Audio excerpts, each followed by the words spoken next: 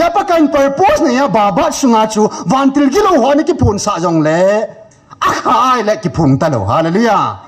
thing sa tunia hi vantil thing Gabriel to pathin hagao thing bo lu da ki phung ji ta hallelujah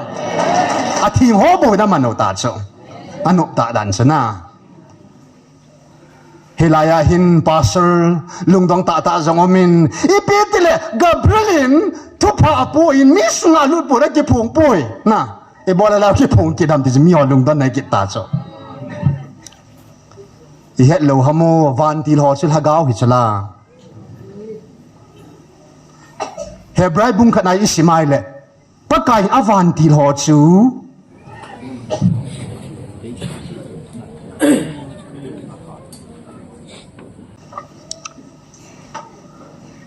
masata in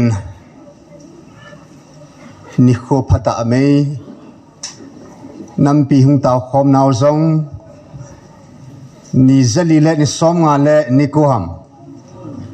pathinin gui tan lo hela taw na mang de nga thu e pe te hong sun zom ke thei ding le tu ni a thu hing te ho thagao en pathin e pi sao en mama hits en mama lui do ke da ne khom ki thei ding a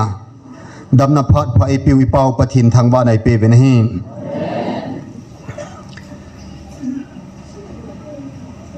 pathin namasa ta sa alhan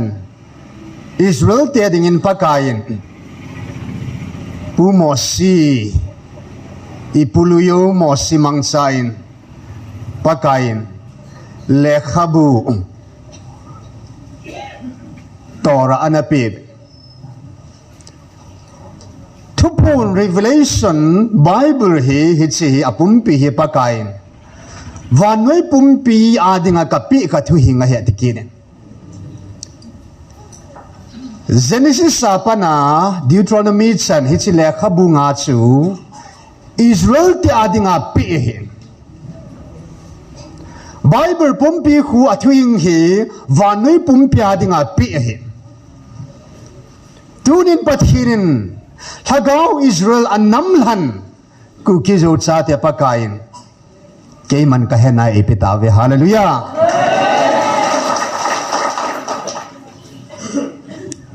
thupun revelation khu vanoi le se khangi chaya dinga vanoi pumpya dinga ka pi ka thu hinga he ka thu phu na he ahin dunia hilai muna ke ma ka kam sang ta ka ki phu na thu ho hi nang ho na ma dinga jingla thaya dinga thilhung leng ding ho ka phun pi na hi ve hallelujah a sei pan ki che ba sei na het khan beilam he khan beilam a se chu hi chi thupon hi ke pathina kul lo hi tan lang hi le dunia hilai muna ka miza pa jong leivu hi in hitabanga mihinga kun hian lang ke ya kun hitalo hi le sot pe ama tha di tai ahin ke ya kun hi zin ke ma jong ka ki kham pon koi ma cha e kham thei dum poi hallelujah van til kilo hon kham thei pon thung thin tin van til thi wa ja kham thei pon van noi ya hilai muna thu pon ni kham thei ding ting thei ding koi ma om poi hallelujah a se se pathin na to mo mo a he pathin khut si koi ha ma tan som thei ding a na pa ka hung ki lon sao hi tai ken tu ni hin inam sung i ham phat naw lin pi pen so helai ta chu hin Dr. Haginin pakain ku kitsa ti adinga love letter ke man ka hena ap o hin midanga ding ki share thei pu bingi ati banga chu Israel ti adinga tora anapi banga tunya e ho adinga ke man ka hena kitup sela athuing akam sang momonga mo si kama jong hitalo na pathin ama ka momonga tunia e ho piu thu sang te ho atum be a inam pirwa pathinin gola golupin van jong mang de le jong mang ding a hi in ka thil siam zo siam mang ding a hi a hin la ka thu wang mang lo de hallelujah tun so da mang talo ding pathin akam sang athu hing ke man ka henai e pe ve mana man tam he he chu thumakaya ga seino mo hin tin tu hin tu ni thu pi wa lut taw ten tu ni thu pi di wa ka hin han he mi him hi pathinin ai ki sim do lo hi lo pi ta ai sim mo hin mi him ki sim dan hi zat chu mo mo nga hi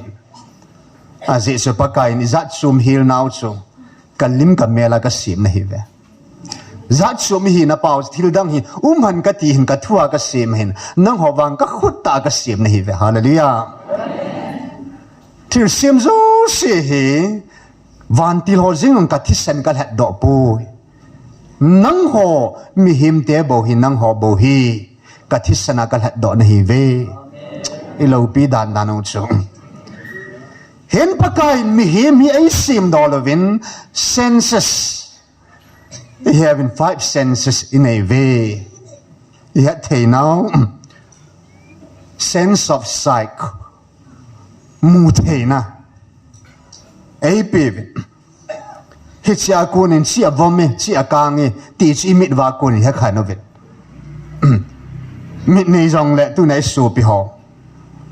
ai sight nei ta lo ho chun khu mu thei na nei ta lo je ben chun a mo ding a chu sun jong chu jing jing kum ta chu tu ni ki pam tan ben party ball pi win e hon jong i ball thei lo ho na min ha nga lai wa ball thei lo tam ta e ho ball thei lo an ball do ven hallelujah amo chung ki pa thu se ven hi abana sense of hearing sound again aha de ole sound gin za theina pathin nei pe abana sense of smell in au hin anam tuye anam se ti theina pa chu pathinin ei pe chile pakain sense of taste atui el as mal cha tha ni la chun bu si ve lai la lang pi le alang pya he mal cha tha ki na thei cho na a tha la mi le ne het lo cho tha ham hlum ham ti pa taste theina pathinin le e pe vin pakain azo na pina sense of touch ito kha ting le asai adame mi thi chu ito kha ting la vo de itiu tu sata ji to kha ting la sai itiu hi cho zo si sense su pathin mi hing hi ai sim thao he thil sim zo sila ik sim lo naw lo pi ta amen echila hin tu ni hin e ji sense so mangsa pathin thu ni ki holim diu hin hit sidinga hin Genesis bung somi la segi pakai ina pi sao August halama Jacob pathe ina bu na chungwa Jacob chun apa pathe achan na dinga chu 5 senses he ji sense nga he Isaac na man sa ai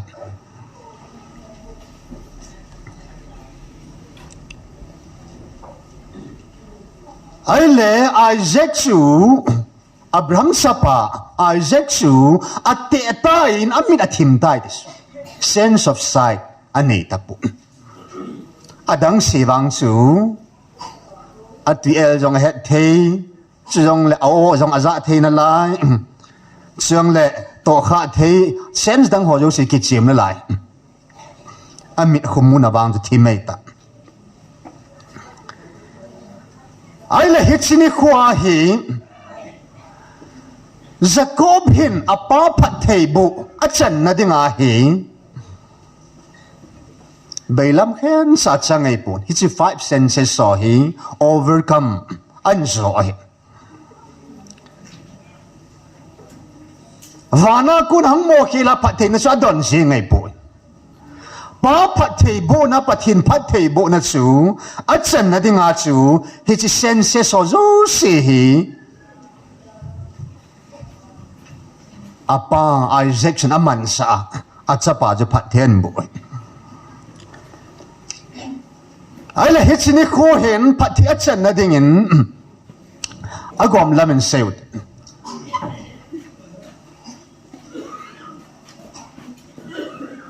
iso au pa chu ami na mulai apina ko nai ai le alhang pia mani hi ami na ni ki khi au pa isau chu ata sahi mul nei anaw pa mul nei lo amai gam len sadal mi gam noi mi heti se ho pau translation a se ho pau chu gam noi mi heti chu anaw pa zakot bang chu in mi heti ina mi mu nga he na khat pa sadal ha khat pa ina mi mu nga heti ai le ni khat hi au pa asadal na ako na mingam leng su kelaw ta in hong long ay kol butsim an no hi tita na kihon zakot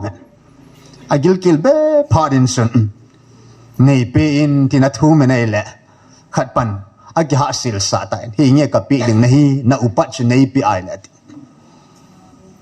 yen bible a chin movin ju le khabula ma chun aki lungchang pu a en kam khat ta upat zu do pa isau ti in angol na chan phong do ta kin hi chi upat chi pi ka lo be dam ipya ka pan sa be de ham ti a hi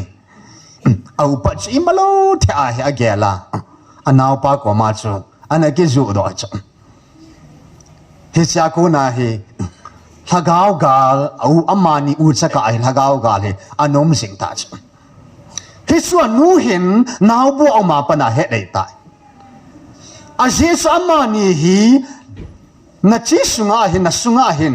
chinni namni ome amani hung ki bonding pathin an het sa ta chu anu chu anaw pa zo hi au pa sanga hung len ding au pa hin anaw pa su apana an zan di heti so prophecy na gau thu anu sunga hi naw bua om thana pana pathin anu hi an sei pi sa ta chu asai bang in sun kibu na masape na chun upat chu pa sung ping chi ni khada ping chi nu sung ping chi na khadi pi na ping thon lai chu a je chu Jacobin isau khutar zum chu an ki chal cha ke di chu hong pin in chun na au pa khadi su hong su lan ti na hong su la khom ti na chu khat ping thin se wa khat hung le e po a khutar zum chon ki tu a khadi pi na chung ping la hong su la khom ni chu hiya chu upat chu ki sei de ngal ni khat sung ping te ni chu ki chu thei mo mo ki chu lang khalai sei la na amani chu ahin la au pa ngol je chun upat a ki chu hon na a chun Jacob chu alung thim thim je chun anu advice nga bol ang kite te ding hen na anu to ki bo be je chun anu hin Jacob angai luin apa chun isau angai luit ipijenam tile tes alol ava pi ja chana satui ta daga dal pi ji ja cha pa chu isau changa lung heya angai lut chu alung se zo apa hen a hin la anu chun Jacob changai lut zo ai la khat vei ki bu na hi ama hin au pa sa bu lua upat hi na chu a upa gala hagawa anazoa upat hin sa kila do aitan hallelujah ai la hong che ki ta nei le hia hen apa chun isaw ngai lut je chun phat thei na chu kila adeng in hen satui ta chu nei hon pin lang gama sa ga dalen tui ta al thain nei hon pin he tiang chile ke ma thi kun ke ta je chun jing mi zan mi ke ta jing la thai thi thei ka hin ka in ka hai na huam ka hin phat thei na bu do ang te phat thei na bu ing ka te ti chu au pa ko ma chu a se ta ai na nun gu thim san na ki het do ta hallelujah he si thu gu chan nu in angai lu an naw pa zo Jacob zo ngai lu zo je chun a hil ta pa phat thei bu don na dinga chun ipi abot pi ta kel ngui hon la khun ka chin lang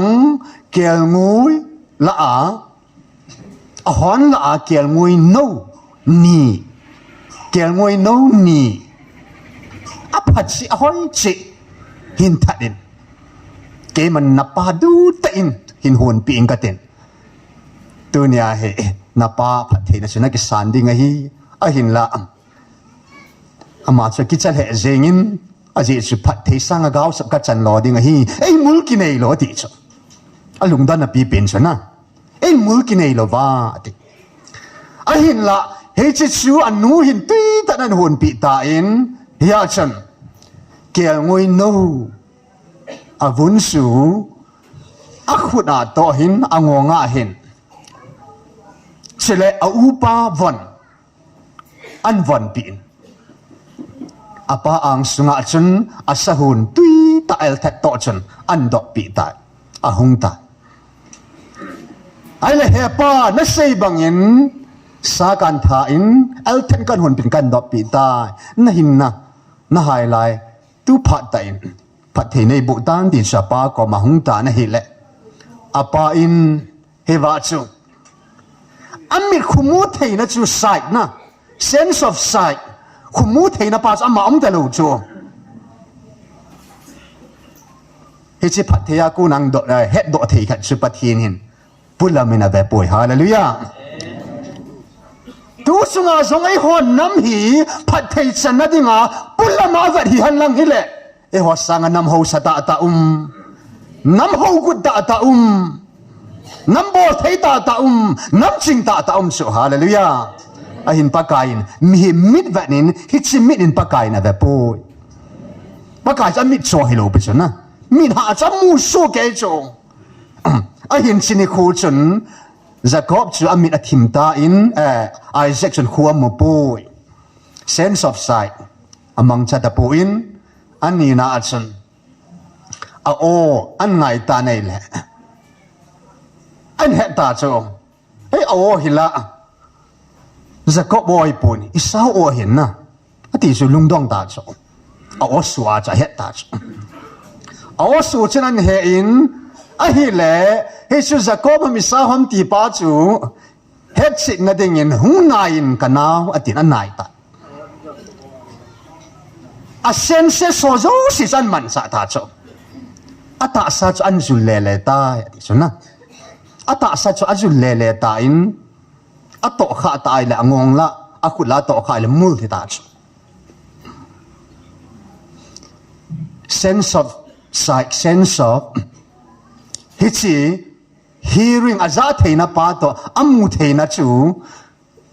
amu theilo aza theilo wanga athum na pa chu na sense of touch an khoi kha le a ko na chu amul an to kha a chu e chi hi isa o hi ti chaman ama het khan na dinga chung ki pe ta chu a hi le hia chun chi masanga chu ipiham tiai le ipiham ai ne ang ke bang chana tui ta hi chi al thada hun sa yong cha ne ta chu a lor jong chim ta na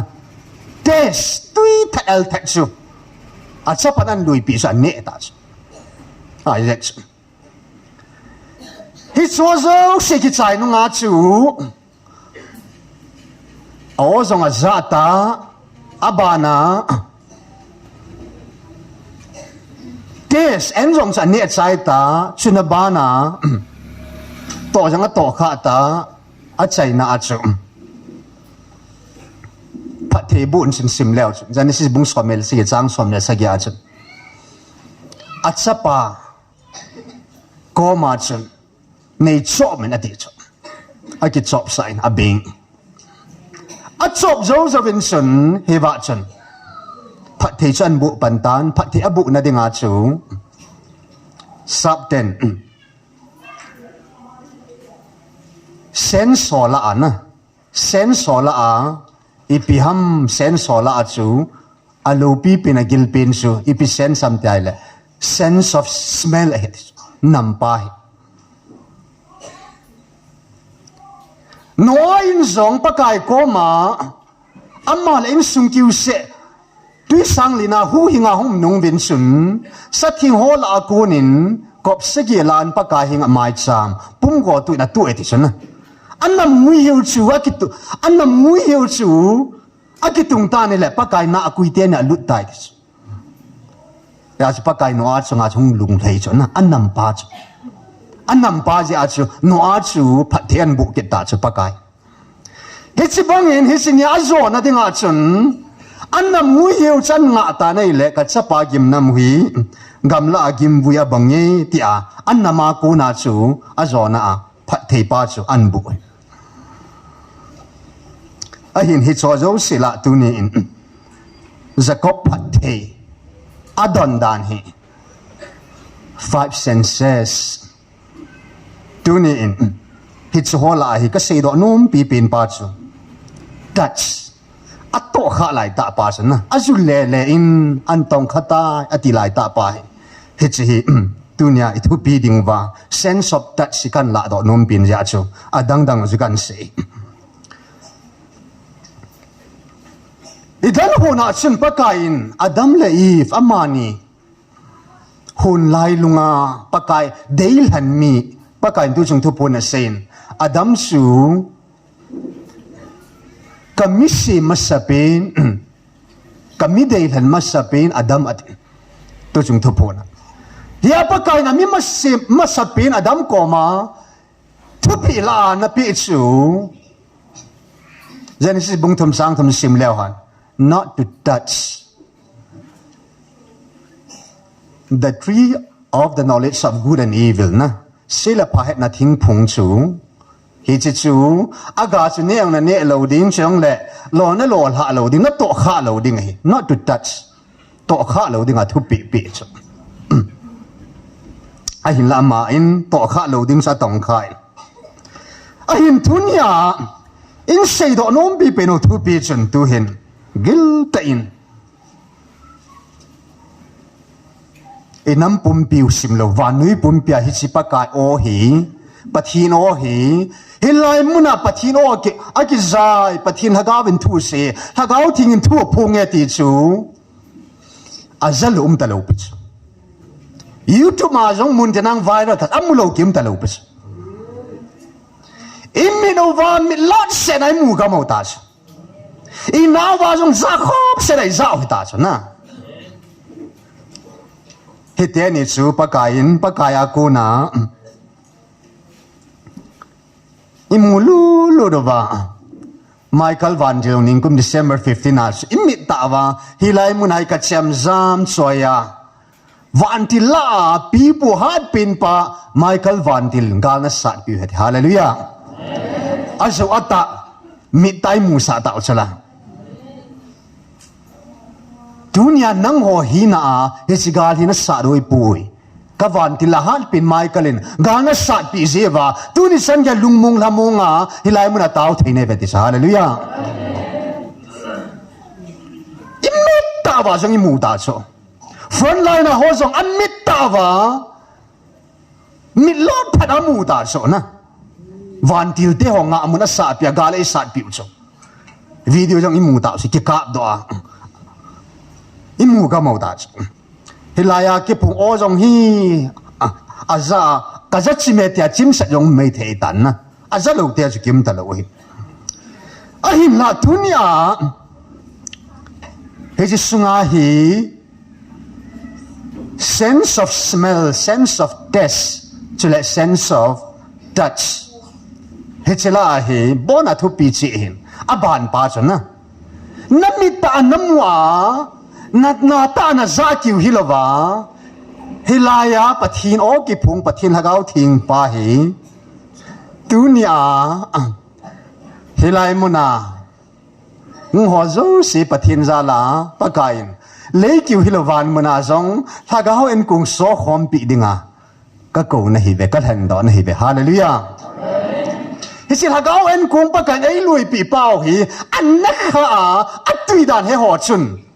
quỳ nó kham dòng lệ nó không tạ cho lắm à tụi nó tiề khai tạ cho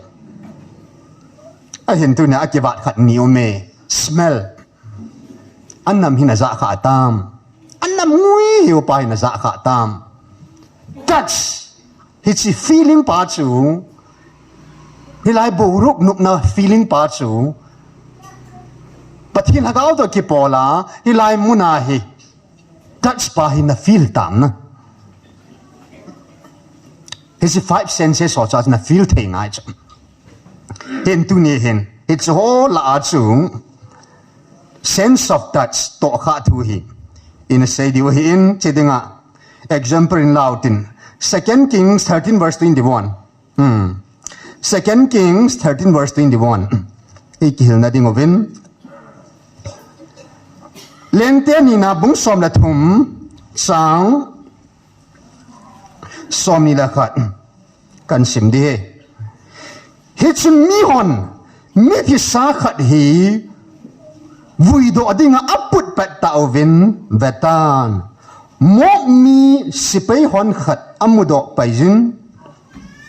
akitsa jiova mithi pa chu elisa han khu sunga asela khumova azamangwa hile mithi sa pa hin elisa gubu ho chu ato kha chun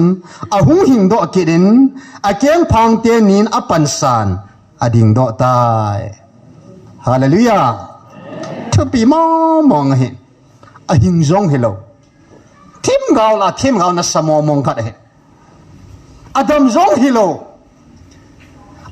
atisa athi nunga aguin zong mithia kai tho cho hallelujah idang mong hin elisa hin tim gao da kin amu lo amu cho apupa Elisa la to om lai ta chu chanya thum dung zia chu pathin nam han Israel te sipei te le akang talai pi khu ti a la to om lai pat chu amai hi samu cho ya man hepa akam sang hi Elisa kam sang hi Israel te khang tu sima ki sei son ki sei ji hepa Israel te kang talai le asakol te hopi khu ti chu chimong ki pe ya pa kain lai thu punon sei ta in Elisa ka supa Elisa hinga kala to na thu na thu ku ani na hi lo chui chu thu pi dan dan chu koi ma hinga chu kila to lo hin ama cha ta sapuma lấy sự ta sao cho anh nền sa bù cho bù hết cho ai vàng ama cho ta sắp mà cả lạ tụng là thu chủ na hết sự thu chủ ai hin khoa mà hi lấy lùng ghê ta sát lùng ghê mò ama lâu hết đi chứ ihon hi lai mo va ho sa ding sum la pai ding in chen lo chen ding zipa pa nei ding aza jadi guno hi cho sa ama mo ngai lấy lấy lùng ghê mò nei lo sa mai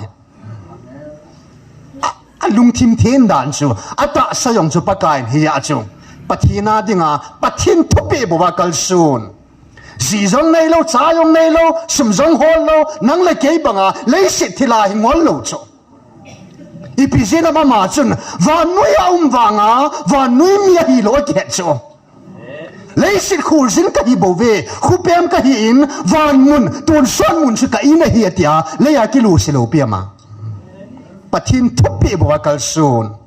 ta sangai chat momong zizong nei lova pathina dinga ke pithin sela pathin thupi bowa ni na kalsun mi hadis ya hitchen dia cha thin ya pakain ata sayong le ada ha ding kanum da poi ti cho ya hinga cho anala to ka hisin yama avan thila sola Elisa hinga la to mia chu hisini khwa chu Elisa them ga pa hin nang chan ni nei pen tia Elisa ko ma cha na thu ma hin ka kal to namu khai la bang chan na thil thum za na la se an na sal he namu khai na chan di ha ti choi cho ati bang in amma in amuta na hil amu dung zin Elisa hin mel china ke dang tam ta dam sung na bolin azo na kia mel china kidang mo mong cho toy sim hao thu chui hin savang lai le hin mo mi ten gal hung bol jiu hin hilaya chun hi chi mi thi pa hi vui ding aput lai ta wa chu a honna สิไปหัวหัวน้องกี่ตัวเราอาจจะพาดมูพาดวินเฮสิมิที่พาลุงซูทีมเขาพาหันสุงาซูอาเสียลุดไว้เลยขัดเตจามังตาซูมิที่พาจุนปากายสูปาอิลิซาอากูจูอัตโตข้าอันจุนสับปาวิน when the body touched Elisa's bones the man came to life and stood up on his feet hallelujah Elisaกูจะโตข้าจุนอติจุนะอัตโตข้ามาสังจงอติโลบิจูอัตโตข้าจูวินจงอติโลบิจูนะอากูจูทีมเขาปากูจูอัตโตข้าจุนอามาปาจูทีมจุไลอาหุงหิงดอตาอินอาหุงหิงดอกิวฮิลวินอามาตาจูอาเกียนะอาหุงดิ่งดอตาเนฮาเลลูยาที่ดังมองสิมิที่ปนหินดอนะดิ่งอาจิปิฮัมทีมเขาปากูจะโตข้าไงจูเห็นปากายในหัวน้ำยงทุจุงินนั่นน้ำเอากุมสองอดีป่วยขังจะขัดสุงาตัวขังกิวฮิโลขังนี้ขังทุ่มยงฮิตาโลดิ่งขังจะขัดสุงานาทูทิตัสสานั่นน้ำเอาทิสาอาทิตัสสานาทูนั่นเมลมาเต็มนาทูอากุยดับฮิเลยตายที่สุดนั่นเชลมังปีบานะนั่นกุยนั่นเชลปีอุยตายปากายซาลินทูอินเปวินนี่ทุ่มเท้าวินขังซ้อมจังหิโลขังจะขัดสุงาฮิจิอากิเปลัยเลยนัดจานที่ดิวฮิตนัดจานดิวที่เราแม่ August 31 นิงคุม2023 August 31 in Itao Vin and ngol thei thei na angol thei lo vin zong lunglut tai ni Tao Vin August 31 September 1 2 ni thum hung tao taเฮสินีน้ำเอาทูอาทิตย์สาจุปกายิน September ตาริกนี่ทุกผู้ดินฉันเสียตายินนี่ทุไม่เต้าหนาวปกายินอาลุงสุกิโตข้าเจวินชุนเอวันน้ำปีนปกายลุงอิโตข้าหนาวจิชุนอาเต้าหอนตาสันตาปกายก็มาอิเต้าหนาวจิชุนอีทูที่ตัดสาจุปกายกัดโซหิงปีกิตายฮาเลลูยา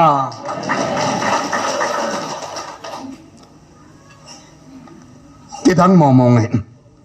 ที่สินโคจมิถิปาอินเอลิซากูอัตโตข้าอหินโดอาอามาตะเกียงอาดิงาลามาโซเนที่จูเทียมกาวหอกข้างาที่สุกิดังปีเป็นข้าอินมูชนี่เฮจิจูอาทิสาไก่เท่านั้นดิ่งขัดสวยมีขัดดูเห็นมักบุงาสังสอมีละสกิสอมีละกูฮิลายจงเฮอันนี้เวนัดิ่งนั่นเซมกิดเอาตินเยซูเลยาเลนลายขังทูกิดไอตันนะขังทูหินซิมกิดกะเตมักบุงาสังสอมีละสกิอาปัดสอมีละกู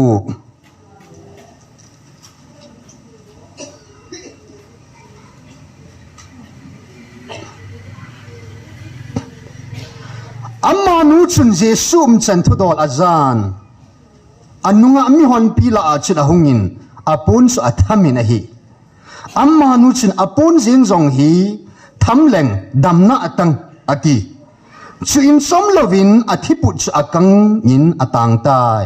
ฮิชุนอามานุนกันนัทุลลากูนินกระดำตายติสูอติชุงอากิเหตานะฮีฮาเลลูยาอาทิตย์สุงากิเหตุตาจอาดัมนับอาจอามานุนอดีใจละไงจัดจีพิฮัมกุมสมเลกุมนีที่ปุดนูจุนอาหินควางไงจัดปีเป็นสูอาดัมดิ่งอาทิปุดอาตานดิ่งปาจอามาไงจัดปีเป็นฮิสิดิ่งอามันดิสิชันละจเยซูโอชวจะตายินเยซูหงเงติจะเหตายินฮิวาชันอามาเก็บปัดดอยน์ซาปาวจุน the hem of his clothes his garment อาปูนจงฮิโลอาปูนมังจงฮิจงเล่นะ neo khát hi rong lệ amang khát hi rong lệ cắt tổ khai là vang chân cắt đầm riêng đi hết ya mà chân tạ sân na này hết tổ khát tê tê tê ati bangin alunga ata sân dung duyên aki gut na dung duyên achin atong khata này lệ sa pawai simai len kichi ilung na chim om ji immediately pat in her bleeding stop hallelujah ato kha chun om dan su tui kai ta bang ki se han lang hele tui kai bang chu pat padas tui chu kang ying de dan su a kai chu na tui kai chu kang ying de hita banga chu tui kai ki bot tan banga chu tan ying de dan he chu amanu in ta sa kum som le kum ni anat na pa chu pakain asudam pi ta in he chu pakai supun mang to kha ding ta to kha te ding ta tup dung suya anat sangai dunia pakai sin ai ho nam pum pi jong hi dunia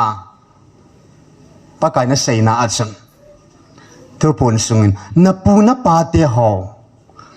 na pu na pa te khatlani akita ho zala amma lung tong kha a kita a tauna na ne ya pakai analung lai sa ho zala chu pakai jin ei vilo he tiong se heaven hallelujah nang ho nam hi ke ma tu hing ta san tu hi in tina in sun tina ne ki hil te nei vet i pui pa tin hi si gospel ki pa na thu pa hi gun su ta ngai lu na nei ta in sun tina in hilo ki pa na thu pa na pu lew hi sin pakai alung lai pakai lung i to kha ki nau chu in suna in tina mai chama ka thua ki khu kha te na hi vet hallelujah nam zo sit apat nam in ta sit nam te ming zo sin weaknesses la sam na ki nei na strength mi ham zo sin ta na ki nei su ke phat nam su ke cho ai ni nam piu i phat nau khat chu hi ta banga pakai thu phuna ma ta in ana sei chu na hi in sun te na mai cham phunga ka thua ki hil te ki khu kha te ki pui hoi te na hi vet he se pakai na lung hei na khat pakai lung in to kha na kit o hi in ahi le he chu mithi pa kai thuwa om na le ta sadam lo kum som le kum ni thi put nu adam na pa chu hin tu chung thu pun ning kuma pa kan sei na achun na namo hin na chi na vin kum ko kum som wa hin na chi na vin ke ma nei hol ve ti cho tu chunga chi na hol talowa tao na a pa ka in hol vai le pa ka in oi za sa vin hallelujah me tarik som kum sang ni la thum me tarik som a chun hin sin ka te nam sunga di ta pathin na tong khatlani man sa thei dinga pathin lung tong kha na na lai ji uwa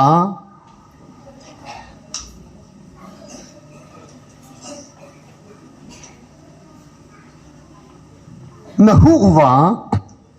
tu chana hi na pathin in hilai muna hi na hin pui khom thei zu hi hallelujah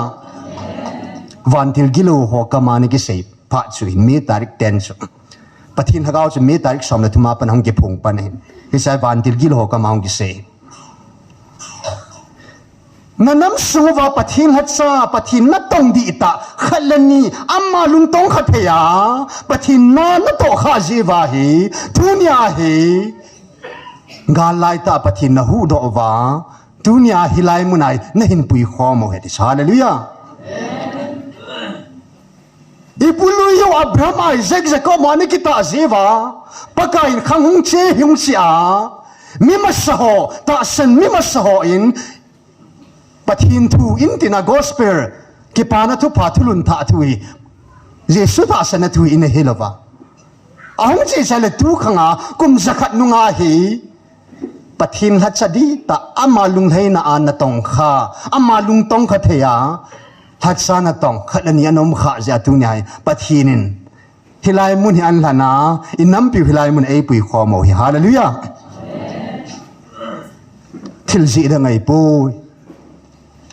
za kiu le mu ki wei pu pathin lung tong kha an na tong pakai hatsa na nei kha ji oi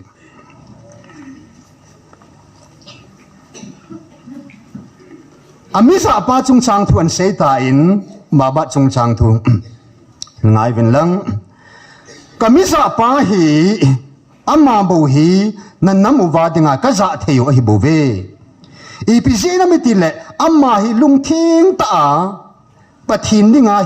hinding nu mi a hi e keiman amma hi na wedding hileng zang pu ngi a hin keiman amma hi alung thim pum pia hagawa keima hinga ahin kilhan su keiman kasa adinga hi amma hi athisa ka kai tho hi hallelujah anu panon sei ji nai tan ti nei lovin taun ti banga chu phat lwa zong taw na pathin to ki ho zinga taw zing mi an pan thu sima sei na chun heaven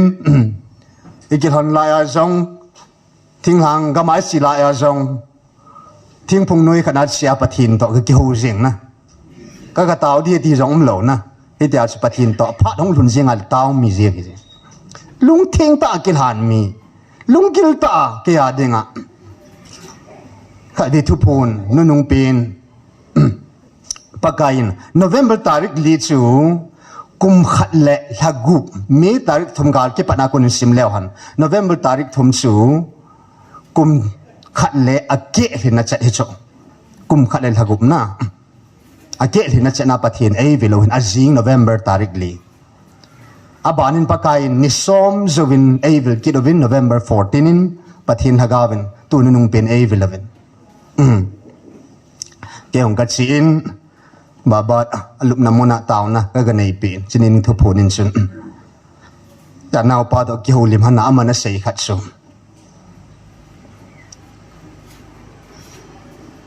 hiti jang pathinin ai za khat zong hen tin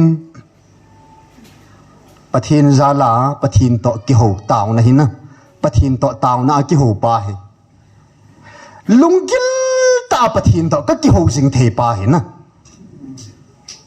hichike adinga ka gar zona he ti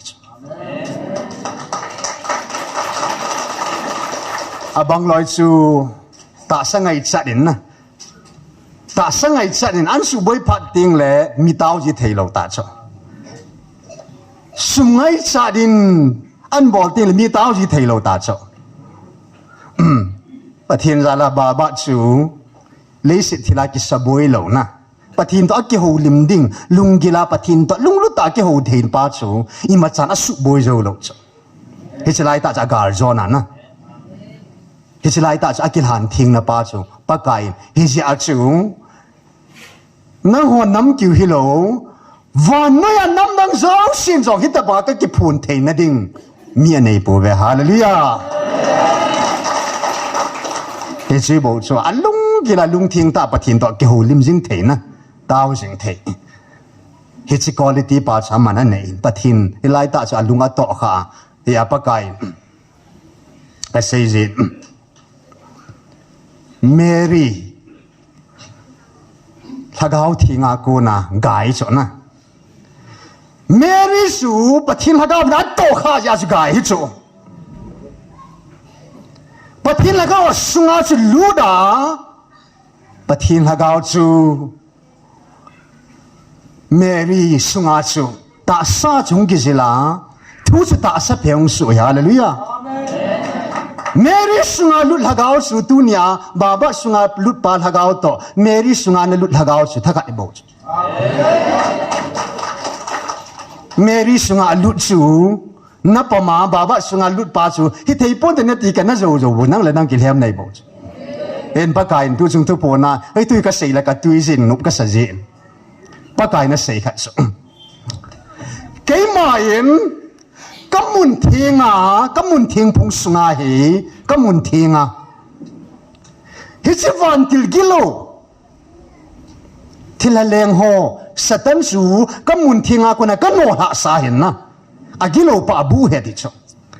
a hin ke ma in zob hinga patip dinga ka sol dinga chun na zob hem patip dinga ka sol dinga chun kamun thinga ka ang sunga satan su lut dinga phalna ka pi hadis i heaven golhang david kampok pia thu pona nei na achun i heaven pakai na hopi na abil na khang ta pakai oza david hesinas bi sayam pakai mun thin ga pha ya dis hallelujah encounter pathin encounter ga bu anaga nei cho mun thin ga pha cho alagao chun na alagao lungmit pa alagao pa cho pakai mun thin ga pha cho mun thin dan nan cho ala hichi mun thinga chu keima in hichi satan su ka mun thinga ka angsunga lut dinga phalna ka pi ai le dunia hichi kamiza pa amata sa sunga lut dinga chu na alut pau hi phalna pi lo dinga s nei gel hom itia pathin sa kharia asunga chu vantil gilo lut thei ham ti chmi ho koi san hena pakain hichi pa sung simlo ka van munang satan su ka mun thing ka ang sunga hung lu din ta phal na ka pi het lungdan yum lo dan na ya ka mun thing a lu dinga phal na pi pa in baba sunga cha phal na pi je wa lu du wa pakain akha pha na lu ta lo hallelujah nin kum December 5 a chu pakain hiong le hi chi kamisa pa sunga hi lut ki talo de ki phung talo de wi hi lai muna zonga ti chuna go bru ki phung ki dam ki vel phun talo siwa ki phung ki dam ki phung talo wusu ki phung am ki phung talo bi chu one van til ki lo jo se pa ka akha ting le ku hama ki phun sa the ki dinga ki phung the talo chuna ya tu na ki pana kamisa pa hi abu ki ti mo mongin ato kha talo di he a sei bang bang tong kha talo wa belzebul hong ki phun dinga solomon zo aza ch aza sele ki phun dinga david zo aza ta chuna baba chu pathin thu pi thon lo chu pathin thu ga pa chuna asunga bu mo mo to kha talo ya pa kain tu chunga ai ngai lu dan na no mo si lung chung sang thu ai hil na ba cha se ta chu ka so mo sia thi na le ki vui na thu hi I bola ke man koi ma ka het sa lo mi si thu gu hi na het no mo ve na het pu ve ke man ka sei pi ding hi na an sei ta in ka cha te ka ngai lu dan su ke man ka cha te ka ngai lu dan su alung jing jong athilung mi thilung athilung jing jong chu alung jing jong chu abu ho van til gilo ho in ato kha di ka nom poi di van til gilo ho policy chi pi ham mo si lung chu man cha na kisel na ne ya Israel mi te chu ho sa ding chu satan lung ge the chu Hisbana pakain a Michael Avantil hat been Vantil people Michael Vantil sola mo silung chu na aga chu do a Allah amang ta hallelujah ipisilam tile mo si khuda ke main vanui ming hi la la sa hi la hi mo si ta banga ka man sa akuna mel china kidang ka bol hi ompoi ti mai la maya pathin ki hu pi he ti sona mai la maya hi chan ge as mo si kun ana toy lo pi be se nei le ke sanga ka la cha pa mo si so an ngai lut diu na mo si so an ho diu he ti mo si so ke man kanan ga balu lo ding lo ka het sa he ti pathin to gun ma na kanan gam lut lo ding a phal na a phal lo ta cho na lut thei pu na ti a ti ta cho a kha pia ai wanga mo si chu pathin a ho tham ti ai le a ho lo dan dal chu a lung jing jong chu van til gilo ho abu ho to kha ding chu thou zang a chu ni chu nom lo chu hallelujah he pa dei ngai dan dan no nen sunga na su pi ka thi te ngai le alung chunga na uma thosi vai sin na ben pi pi khulan na ít chỉ biết thiên bị hết đam mỏ na ai vàng nó ngày lụt dễ chơi chỗ thâu răng thâu xia chu điểm cho nó nộp lậu cái chân điều chỉ hè bài mỏ xí lung chung à cha thì ngày lụt na bao sẽ hi lậu chỗ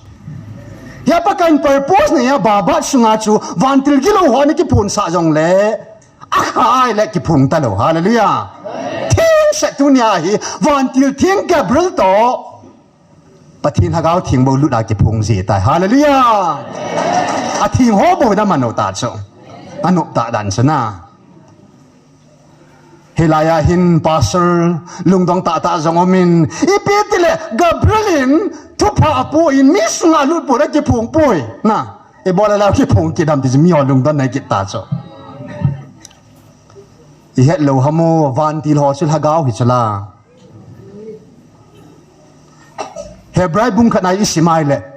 ปะกายอวันที่หอจูคุยสู่สาจินาติชนะตัวเนี่ยกระสุนหุยอมปุยตีจูน้อมดีอ๋อก็หายเลยหุยลุดเฮล่ะลุดมอนั่นยุ่งดองนะอันลุดเทลุดดาจูบัดเต้าเฮจิโกอิสนายมีขัดกันดอนบุญให้ตากระเสบัดเต้าไอ้ตันไงแล้ว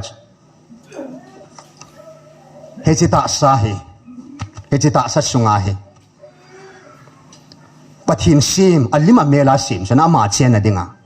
อาซิมอินทิงฮิจุปะกาอินจูอาสุนะจานะอิจานาเตียวฮิไลฮุงกิปุลุนาอาสุงาเก่าลุนาโดยลุนาทิ้งอาทีละเตียตุงกาลงจูปุทังซินทิ้งอาทีละเตียขัดอาสุงาลุดขัดจูอันโนดอปิตาจูฮาเลลูยาฮิจิเบลเลยสิปะทิงซิมฮิจิขุดซิมสุงาจูเก่าจังลุดเทเก่าวันนั้นนุ่มมาเห็นเทจนะโดยฉันนุ่มมาจะเจ็บนั่นนี่เฮถ้าเขาบุญนั้นนุ่มมาบอกบวานนะฮิชัวจนลุงดองขลองฮิชัวจนติงตั้งอ๋อนั่นติงได้ไงเลยนะที่สร้างจนลุงฮิชัวจนลุงดองปีดีจูไอ้โจบันจูอันนุ่มมาโลบันจูโคสโลเฮลานะขัดนาจนถ้าเขาบุญบันมีสุงาลุนะอันนุ่มมาโลเทโจมีขัดถ้าเขาบุญสุงาลุที่ไงเลยหัวเหตุเห็นอามาเหตุโลปิโจอันนุ่มมาเสียอันนุ่มมาเป่าตาโจถ้าเขาบุหวนบันให้จิตอาสาสุงาจะลุดออกว่าอันนุ่มมาโลเทวะอาบานะให้จิตอาสานั่งอาจงฮิโลปิโจนะนั่งกิเสียมจงฮิโลปิโจไอ้บ้านนั่งจงนั่นเดียนั่นมันสะโจอีที่นั่นมันสามนั่นนุบเละจูนั่นดอนคุมนั่นนุบเละนะคำเทเราจังไอจังนั่นเนี่ยคำกิเท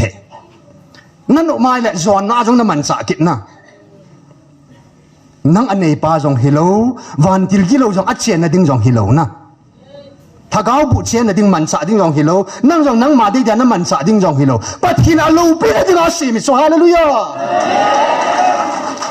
เดี๋ยวเดี๋ยวป้าสุนัขมาได้ตากี่เดือนนะอ่ะเปิดโพสเนี่ยปัดกินเชียนนั่นดิ้งอ่ะกี่พูนนั่นดิ้งอ่ะปันสะนั่นดิ้งอ่ะปัดกินอาศีมิสุลาอย่าเสียมป้าปัดกินอันนุบเลยลุดินอันนุบเลยปอดินอันนุบเลวันติลกิโลลุสันอันนุบเลวันติลทิ้งลุสันตินอาเซียมปันบอนอาเดียมันสาเทียเลยนะตัวนั้นอาเซียมโลวินนั่นเดียนั่นสากิจนะนั่งรอจุปราสวยตาโจสวยมองให้โจวันติลกิโลวินนั่งยินบอนฮิจะตาสันนั่นเดียนั่นมันสาเทียเลยปัจจุบันเดียตาจะดิ้งมองฮีเกี่ยวังชนวันไม่ขังทุสิมาก็อดสัตว์เป็นสบาบะก็สุขเสียเบบตังอีพีจีนันปะทินฮากาวินอาเซียมล้มมองโซอากิเดนโตชนะลุนนั่นเนี่ยกิพูนั่นเนี่ยนะปะทินินห้อยสระโตขามีเหตุฮาเลลูยาฮิชันเกียจุปะทินินเมริสุงาฮากาวลุนะอากายบังอะดูเนี่ยฮิสิบาบะสุงาฮากาวสุลุนะหุงกิพูงไอGabriel ออกจากสุวรรณติลทิ้งไอ้หินหุยสูสาลุดนาทีละลุดหมอนำโลฮี van til ho form lagao isi va pathinin khuchilim mi him hon lima yung chivina tia la pakain seisula jindo thimun jal heyun ajesu mi tam ta in van til ho vailun sa ji vete hallelujah van til ho mi him lima china ka nyom chula ya anup nup su theu hui su sa ji me yong su sa ji chona pakain hebrai bung khan na chun atsong azwan lama sim leo na se hin van go loading van leng cha te ho zen le dinga pakai aman sa alhat sa hi vet van ti lo hallelujah alhat sa ji ba sa pakain ke ma ka hong ma sat sungin lampi sim het to sa in ka van til gabriel ka hin sole hallelujah apin ding tu het sa ku e solam gabriel tu sunga hichini ko hotel ke man ka hin building la hi ve ti tu pule dinga a tu het to sa dinga ku yan solam Gabriel van til mama na hoi lai se pathian thu to akikal na nang bo na lu to akikal nei bo chama pathian thu to akikal mong lo thu pole van til chu thu pole a za chu hallelujah gar sat van til chu Israel te gar sat pi chu Michael van til nei chu tu chunga ai ho ga long ai sat pi pakain tu sunga tu pun nunung pina pakain kam sang khat chu tu ai ho ke til khon na ding mo moi to e che sim lang ka tin lung du tan ngai bin lang helai thu ka lut mang khat nong sei ta dil ning kum me 15 nya chon pakai hat sanu pakai hat sapa pathina chungla na lung lai na pi pin su kan lung dei banga kan na to hlon na itia to hlon nam tiai la pakai lung thei na chu ka ding il hagaw mang thai tam ta na man hlan tai hallelujah hasadang banga ma ni su ka ching chom ka thiam zum hian lo pe na hagaw mang tam man han ja pakai lung thei chu pakai lung a to kha han chu hallelujah ya hat sa hi jat kiu ma aman sa sa jing ta chu la na ipisi na hagaw mang anamat kha hlon ja chu anamat tam lo ja pakai lung a to kha hlon nei in May 15 in Pakaisin, putang sen ng Pakai lunga tong kain. Hallelujah. Hisine ko in hatsatya ni to akituto sabin at humobin nang itabang chan kapi bang chan amajong kapi itay. Hallelujah. Putang sehin gunsu na ana. Kita na ana. Ana to mo makilo do so. Hilayang tautim tezi lo ba. Hilay mun an tao bi zidiu adam lo hilay mun tao na kun hilovin ta sa na no chu doctor ko ma hi puiding e ting le ipa ya sol ji chu hi sinang zu hingai ning ba na koi bai no me khat thagao bui na vop kum thum sawa bol hol mob nu chu hi sinu cha appendix na ki sel hi chu a sel pi una ama appendix chu doctor han pi appendix sa min bo bentin a ki sel ku a hol do ha ho khat ho chu chu hi cha sel pi ziu hen na ya pakai ha chan phata tau pya van ti ho ga sola hi chu me 12 ni na 13 ni ya chu operation a in nei pu in aga pi chu amuna ko na samaritana hi chin ni na chu tha gau bu han attack ma pakai mina no do so hallelujah to kha sa thei talbam so ya pakai hi chin nu sin inu na sein in nei puhin it na pa hin gun su na to akilo do he so hallelujah pathin lung to kha ta ja chu pakai lung heya mim khat bani su ki pa a lung hei sai le na ke bong sin hin ki pa sa ta ngon na ho ja pi bang nong hi ama lung bang hi to kha ni nu ma nok chu ki bung la jeng bo chu mi kwan ngai lu ta tai le lut mang ke jeng a hin na inu ko alung na to kha ni le no ma no so I to kil ni le ma ha thau na ya in nei pun song pakai lung ana to kha ja su thil pi chang hi hallelujah ai le thupu nu nung pi na sin pakai in November 14 2024 la jan say time azi chu taw na aku na ke malung na to khau phot chin na hi hallelujah pathin zalin 2019 in pathin hi ta education hoi hu nga lau ta ding ti na kalunga hum so in 2019 a chun ka sei bangin chun pakai mi ko na he chum chi so na evangelist nu bang chu nampia ilai mun la chana tong da pathinin Air Force an where fela na to na mun aku na chan ko do chu ilai mun na tong denga evangelist pu bang jong chu kham thei lo chang ai chang kham thei la chu pa kai an ko do an na an su thinga man sa ta chu ke yong chu pa chale ka ne le ya in ko chu pa kai lam chum chuman na tu chung ai lai ki ko bang hi upamang ne ho bang hi vi ke to na pa na ko chu mi hi la hi na ko na na ama ma profession dung ja pathinin to na mun aku na san na ko hi chu in keng zong 2019 chilaya chu aji chu mi ho pathin ho hi ka vedal ka eng si chu gam da nga pathin ho atta ajo ki hello na yong le mi pathin na to ti ngai le pathin lo pina ki phung mun tam ta ki mu chu adam lo jang damin tin cancer a kunin za za ve to ai cho bang ji ki ba nai le ho na ma thei be se lo na i pathin ho lo chu regular kai khom normal hi chu ho la pathin ho chu na avan up mong ngu be ding mong om ta lo kha daum chalai ta chu kyang ka kim bol mong kum khat le thum ve en kan ngol sin na ka se bang in chi buk chi ka bible mong hi chu en ngol puma ka sim chai chu en jong tu jong ne lo don lo wan na pathin thu bo hi pa kai ne ni kan ne mong de te ni ko lu de he ka sima chu en jong tu jong ne lo hi le tia ju gil de nga kum khat thum ve kan na bol ji hi ta chu pathina hi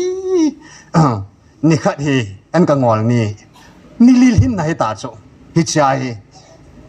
mi hom sa ka ki khom mu ta khom dinga chin hai pathin ko ma ka ki phin ta chu pakai nam pathin mong na hi ya pathin om ta na hi ai le tu ni in na lo pin na nei mu sa ding mel chi na hol la yo me ti ta bang ka da chu na aji chu a thu jong chu ki he tho ta chu dan chu na pathin om mo te ong ki he na chu a phot chi na ai ma ta sa chu nga chu na tat spa chu ka de chu ai to kha de chu chinun pa kai ko ma ki pin nei to kha de he ta pa kai ko ma ka ki phin ai le ko lung phyan na ta bang khun fu wa lin ta khadin in kho ta chung vai đi khó chứ cắm mình thay đừng na cái chất bé sẽ phá na thì riêng thì ngao công cho cái điều suy cái bộ con bắt cái này ngay đam mình na cái hệ thêm lâu gì này ngay đam mình cái gì xin nhà cái pin na chứ na lâu pin na này mua sa lâu vai lệ nang cái tin hậu tập bung cái milim rồi cái hậu đinh na milim ang rồi cái bộ khúc đi tại cái tỷ lệ cho tu chung cái ba đan đan he tu chung tabangan pakai lo pina kamu ta lo dengan haleluya kamu sin setai haleluya asis o ka zatai haleluya asis kamitan kamu tai haleluya isinam annam ngui hu sang kan nep khatan annam tui dan su mihem perfume ika bho annam tui ho yang khu o kina le chalana advertise body dia fok gulang khat fok ke kaman nunga ho da le ti ho ta bang o ka de ai cho bang ji bo thu thei vai la na dunia hi ipisia hi nang ho gi lun ngam lo ke ka gi lu thei ham an nam chu ka ai cho hallelujah tui vai wa ai lai bu ki la ngai cho na tui vai wa la ya no na za wa tu bon ki sai tin ne ki le ji o na e chu ka gi pi kha ji cho tui mong cho ki tep khata cho hallelujah i leang ki tep khata ina ku yang ki sata na azo na dunia tu chung thu pu na pa kai tao na aku na ke malung na to khau phot chik na he ka gelin nam sung wa ke imalo pin thachala neo pin alhum pin imachalo pe pa in sen lam do la in plam yong le imachalo pin pa kain the best tao na san bangana pa kain nam pi dinga tao dinga ingan sia dunia kalhat sa puin tao na aku na kalung ato kha chuna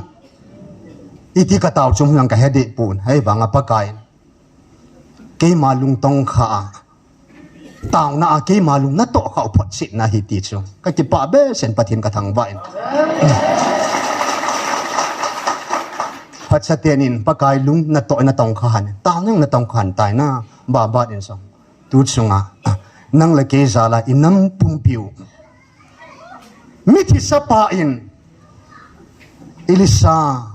agwa to kha a thi sa hung ding do a lama zot bangin kum som le kum nia thipu tang ta lo paka Yesu pon mang bo ato kha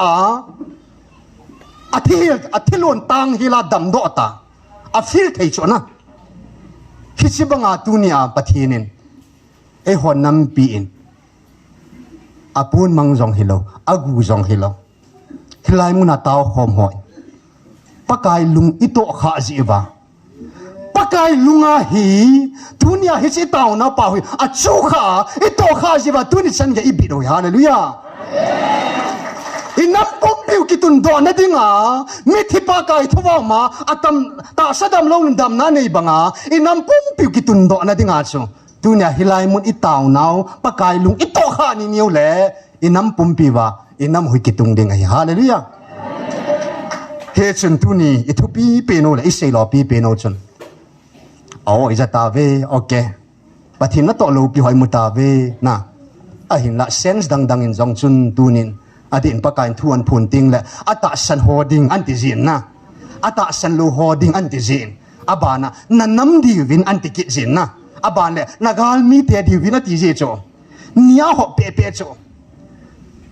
e ho ki gom jong le hon pathin mel ma te to mel hi te tai khano ta cho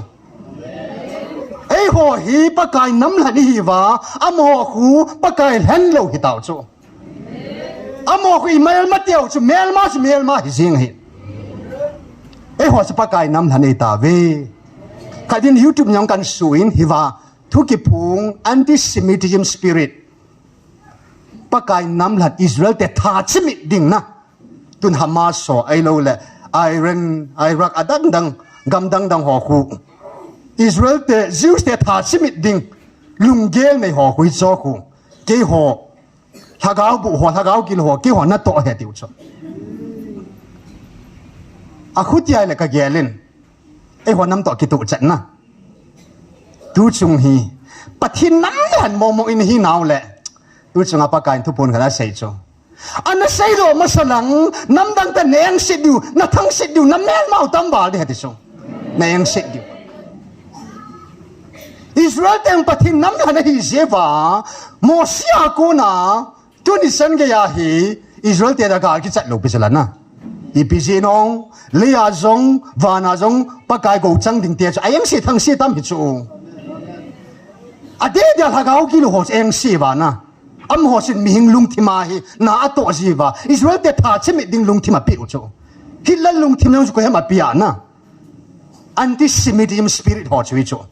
tu sunga zong e ho pathin nam lani hi jewa chu pakain van tir ki lo an no ha e ho hi azan do van go loading ku ki jo cha te hi nam pum pi wa van go lo thina ding wa pakai to gun hi chu hallelujah hi chi to gun lo pe ta chu pathin to gun chu thil sim chi hi jewa van tir ki lo eng si chu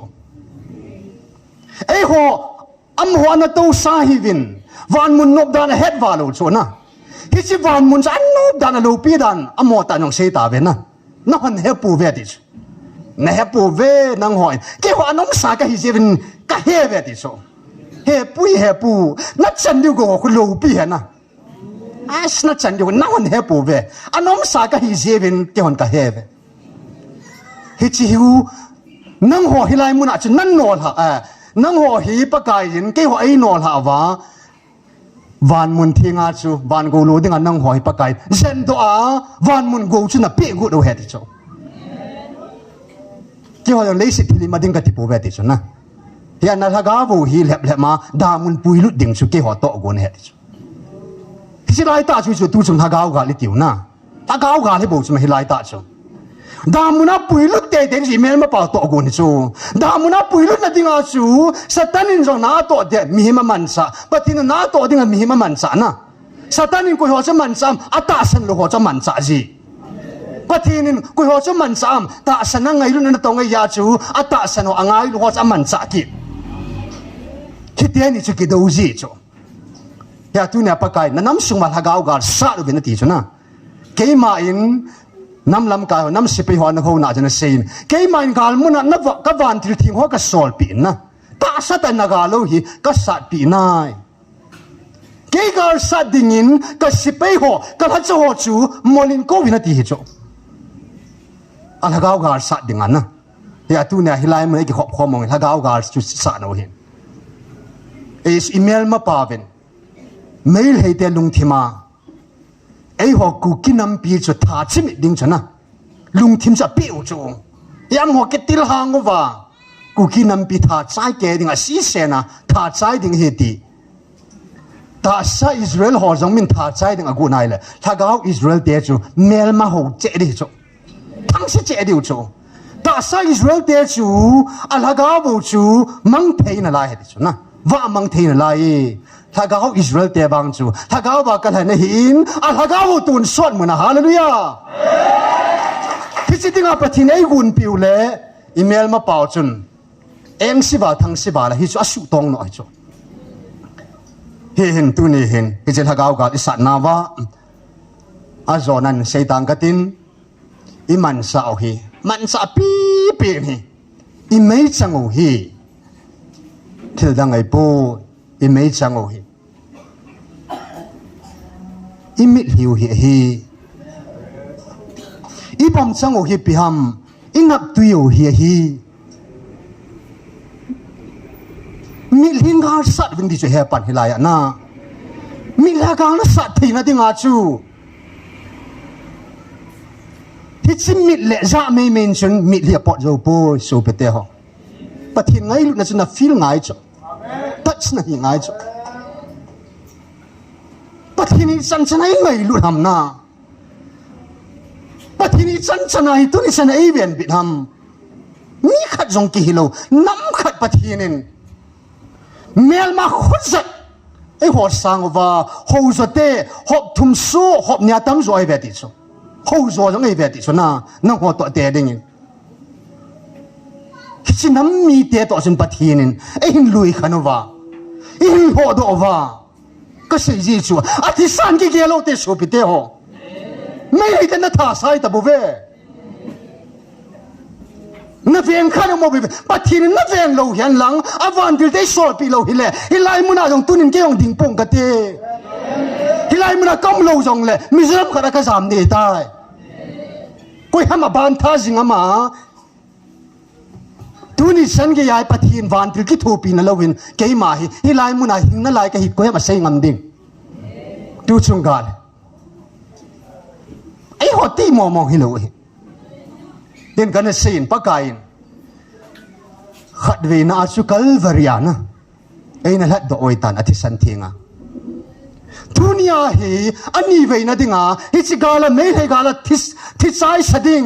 เมลมาปาโตกุนอีเมลมาเที่ยวท่าเชมิดิ่งที่อัตโตกุนบาจูอีเกล่าอัปลันจูปะทินปังโลหิเลฟุลฟิลฮิตาชนะอธิสานีบุกใช่ไหม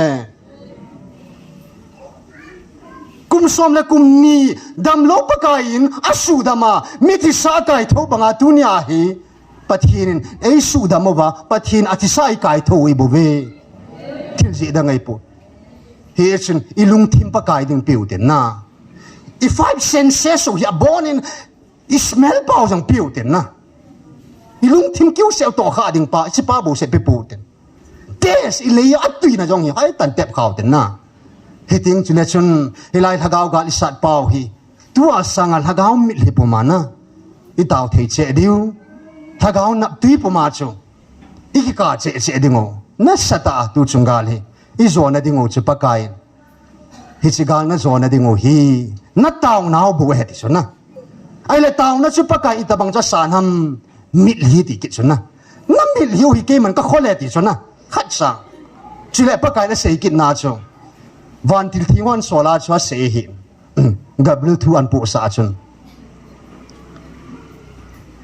ปะทีนินนับปีวัตถุทิ้งหินนะฮิไลมุนากาสัตจิหิวโจไบเบิลหัวบังฮีอินกิจอยเฮโลดิวจะดิจนะยิงก้าขยงเสตาจุลอีสเตอร์ซันเดย์เนี่ยจุนิงดูกุมาจุยิงก้าเลยกัทุยหินกิจอยสู้เกวินติจุฮิไลมุนาหิงโลนาวเปิร์ปูสอจุนนะหิมตูจำจามตุนีอาฮิจิฮีปะทีนทูจูฮิจิจำจามเอาฮีอีกาลมันจะเอาจำจามจูฮีฮาเลลูยาเกมันก็เห็นนายปะทีนไอ้กูนาว cái mình cần hết na lệ khabu à thu hình chu pathin kam chang chu igal man chao chu chem jam chu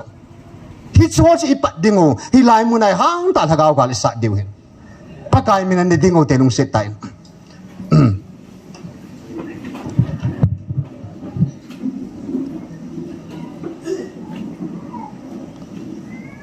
tao na in itabang tao nam ti ai le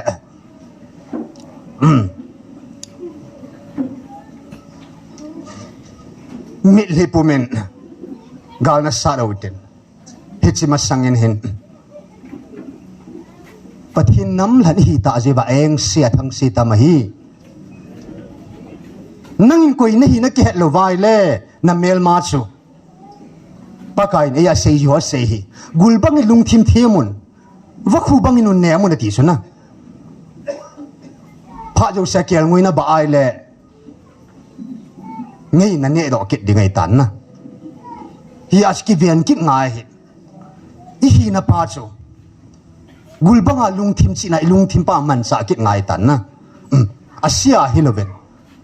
hi ji chun tu ni hen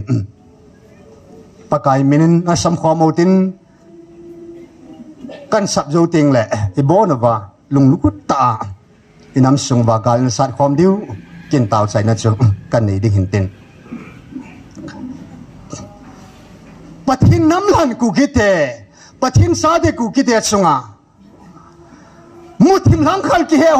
ki he ho zo se pakai je sumin sem ho inum han tiu te lung se tai muthim zo se pakai je sumin sem ho inum han pakai je sumin ki ho han tiu te muthim lang khal khat pakai je sumin ki sem ho han pathin tu lo zo se musi phalo thu zo zo se hagao mei kungin ki hal vam han jesu menen satal kul bichim han babylon ku bichim han jericho kul bichim han satal kul bichim han nam sunga pathin oza thailo ho aza thailo nao asunga ba hagao bu kilit sana ki hoi tho sana kilit sana ho zo se hagao phalo ho pan san ho zo se satan kulpi jesu menen simhan in sunga ki tu mona ki bung khan ho ki lang khan ho zo se jesu menen behan tu ni chan ge ya inam sungu ki ngai lu thailo na ki lung to thailo na hagao gi lo hon na to ho muthim na to ho nang zong nang banga na jina chana ngai lu thailo na ngai lu nom banga ngai lu sa thailo na hagao agilo pan na to he ekido piu hi van muna hagao gi lo ti hagao gi lo eng si ho ti muthim vai pu thu nei ho ti tu ni hin so pite ho kina zona ki pa thu pathin thangwa na taw na kan nei ding hin dunia hi hagao gal mo nga na van til ki lo thila leng ho hagao bu hoi ki do pi diu hen na isu pi sunga am ho zo se chu thui pe diu inam sung gam sung bai ho bung sung wa in sung wa hagao bu pan san ho am mo na to zo se chu je sumina thui pe diu na i go diu hi wa i hal vam diu hi ai ma hi thein sin hang san ta in na Michael van Kleum pi ve hallelujah sat tau te hallelujah hagao me kun halo te hallelujah hallelujah hallelujah hallelujah hey right I can feel ra ra ra ra ra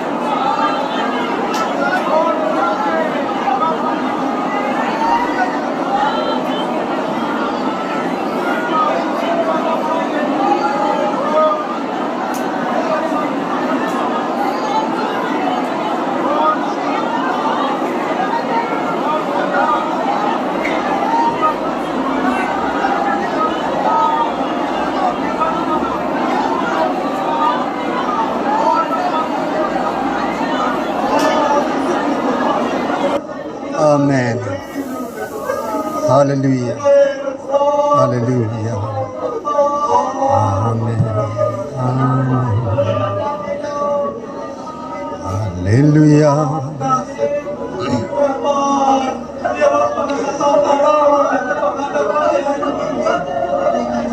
Hallelujah. Hallelujah. Epa. Chil dấu xin phá nên là ti bằng in paka kanam pumpiu. Gal kan nei lai tao pathi. Nang ma ko no ka za lai pha tao. Tu ni khwana min za la. O hepa. Hilai muna ki khom ho in. Ata sana chate ho in chang ar khom thea pathi. Na min zara vai kun thea. Thagau gar sat thea nangin. Nei koi sal bin min ka thang ba ve. Han sana lagau nei pe bin hepa. Metin ka lungu ba pathin sakay banga han sana sakay hang ta bang nang nei simon ho hat sa ho pastor ho evangelist ho bungu pa ho ata san thailo na dingova asungova lhagau gilo na to ho a hen tom ho zo si Jesus min ka no vin Jesus min por gamgi china mel mate do gamgi asian khan piu ka pau pathi gamgi china front line na thagau mai kong han Jesus min thagau mai kong jing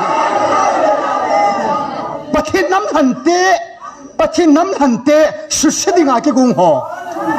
pathin nam hante sunga eng se thang sit bo ho zo se ku lai ho zo si am ho mama halut han am ho mama min khat kipal na dinga na tong ho zo si am ho mama halut dong min khat ti san so chu am mama ki thi su de na ti apakai ka chuma phu hin la tan he pa ka nam piu ka thim chan ho zong ni sa bang nei pho do pi da bin he pa hin pho za ta in van noi he din he pa kadin ho zo zwai ki bon ho song pathin tunin kamel mate ho thang ki banga kala lo hi van noi min hen muta hen pakai satan man sa hi nao agilo pa in nang ma chate su chemit ding alung sungwa tu than alung thim mi hing zong mi hing tha banga thatlo hika banga chon ho pathin asungwa lhagau agilo pa mo na to ho zo si Jesus min ka halove Jesus min ka halove hagau me kun ka halove paka ka ki pa ve hilai muna na me tiu hi na nam sung tiu hilo wa noi pum bi salwa ding me henati hallelujah ke ho nam tiu hilo pathin nam him sim hot sunga ko bru lengam je sumin be han siwa lengam je sumin be han wusu lengam je sumin be han kanam sungwa doi le ka wa ki chim na lai ho zong Jesus min su mol po vinum jing han Jesus min ki phong jing han nei bu zo si doi la ka ho zo si doi bom ho zo si Jesus min ka halove bom a po ke bangin Jesus min po ke han a doi bom po ke han nam thing ka hi ve pathin tailo pathin dang ka nei po ve doi holding kai po vin kawa ki sim ding nam kai po ve nam theng ka hi ve pathin van sim go lo ding te ka hi ve tuna ka go lo na ding ova ka cha ka naw tong kho su kha ho ka gam su bo sa la ga ho ka nam pum piu asia ko ma mun zo se cha te do na na tong si te bul te hian lang cao hian lang thing chung thing noi thil ha te hi zong le a bonin pathin cha te sumul pho ho pathin cha te vop ho pathin cha te lambai sa ho zo si Jesus min ka halove nam thing ka hi vin nang ho to kha the kai po ve ประเทศชาติต้องข้าชูถ้าเขาไม่น่าดิ้งวันที่เทน่าจันเลน้ำกะฮิเวชิรุวันที่ละงาน้ำมีแต่กะฮิเวกันนุ่งก้าวว่าไมเคิลวันที่ละจินปีน้ำกะฮิเวประเทศเกี่ยวหัดนะฮิโลจะก็ประเทศอโบนะอันนู้นเกี่ยวงวยโนบุนเกี่ยวงวยที่สันเละเกี่ยวงวยบุญเสียตาเสนเสียจะก็ประเทศดอนนี้โอ้ปากายตัวนี้ก็ประเทศดอนนาวเลยก็กิสูนนาวหินังในบ่ไว้แห่ป้าวันไว้จนสิทธิ์พมังประเทศเกี่ยวงวยนู้ที่สนากิสูงกันฮิเวฮาเลลูยาเลี้ยงหัวเลี้ยงปากายหัวปากายกาลโจป้าหินซิงปากายเจสุมินากิสูงกันฮิเวอามามินากิสูงกันฮิเวประเทศมินากิสูงกันฮิเวเฮ้ยนำมีเตถ้ากาวตาสสุดมิดดิงาสกุลกังตลายหัวทะเลหิมกิดมหัวเจ้าสีถ้ากาวเฮลันตาสาฮิจงเล่อมหัวลังมาปากายจีสุมินกินุงัดหันตัวนี้เองประเทศชาติเป็นกุยกะฮิกะกิเหตาเววันกูลุนิงชาติกะฮิเวอาทิตย์นั้นหัดโดดกะฮิเวปากายนิมเลมเมลปัวอิเชโมฮีนังหัวติกะฮิปูเวประเทศบ้านตาอัมมาหนุยโดกะฮิเวเฮปากะเก็บปะเวใจไหนจังเลดิงะนวันติลทีหัวในปีจิบนามินกะทังไว้กอลสัดดิ่งไมเคิลในปีเวทุบเลดิ่งกับบิลในปีเวนาตอนไอ้ดนดิ่งเป็นชิรุปในปีเวปากาก็เมลมาเตียบงินฮัลทัลเลหิมนี่ละงากันในปูเวปากาไอ้หินนวันติลทีหัวจนก็โซดิวฮิเลปะทินก็จะโจปูบิงกัดมันเบียในปีวฮิปะทินมันเบียก็ติดโจไทยนะดิ่งวินโจในปันปีกิดโวปากาฮักเอาละมาตุนีอาเลยลำพัดเทบุสังปีนเลยลำมาดิ่งอาจะก็พัดเทอาสังปีนั้นนับบุบังอาเกหัวซะกุยมันอากาศสับเทตะลูดิ่งจะก็พัดเทในบุตรจิมก็คิดปะวิปากาโอ้พัดเททีมกาวแหมปะโอ้บัลลักเลยบัลลัมเกตุอินจะก็นับพัดเทบุสันน้ำสุกาวสับดิ่งไอ้กิติลฮะเนี่ยทุ่มเวสันกาวสับดิ่งไอ้กิกุลายน์กาวสับนัดชูพัดเทในอินเฮปิตานฮาเลลูยาปัทินพัดเทบุสันน้ำสูกุยไม่นะกาวสับเทตะปุยติกามูเวฮาเลลูยากระปูจะก็พัดเทนะบูซินกันนั้นก็มาตัวชาตินัลูตาเวฮาเลลูยานับพัดเทบุจะก็พัดเทจังกูกินน้ำปีอาตาสันหัวซาลากำเทียบมันก็รู้ดิวเจนามินกระทังไว้กัจจิปอเวฮาเลลูยาฮาเลลูยาฮาเลลูยาอาเมนอาเมนอาเมนฮาเลลูยากัจจิปอเวปากาเอาใจในนี้ก็คิดพอเวปากายนั่งมาไงลุดกูนะก็ฉันเทจิวนั่งมันกันน้ำมีปีเตอวะมังหอกนั่งมันนะฮิงาปุยลุดกิดเทดิงานั่งมาโมปุนะเงินเสนะก็ฉันเทจิจิวินก็คิดพอเวปะเทนก็หินทางบ่เวที่ชิโมปุนะในปิวฮีก็หินดำสงวะอบอนซาตัวดิ่งอันนี้ปิวสุบุลิดิ่งอันนี้ปิวหอฮิปะเทนทอนโลเฮลาก็สุบุลิดอวะก็โตละเทงไงนะดิ่งวินดูแลตูนส่วนนั้นนั่นละเขาทิ้งในปันปีวินตีนทั้งว่าผู้มินหูหิงปูปากายนาจุดจีสุมินกองเตาเวอาเมนฮาเลลูยาที่ไป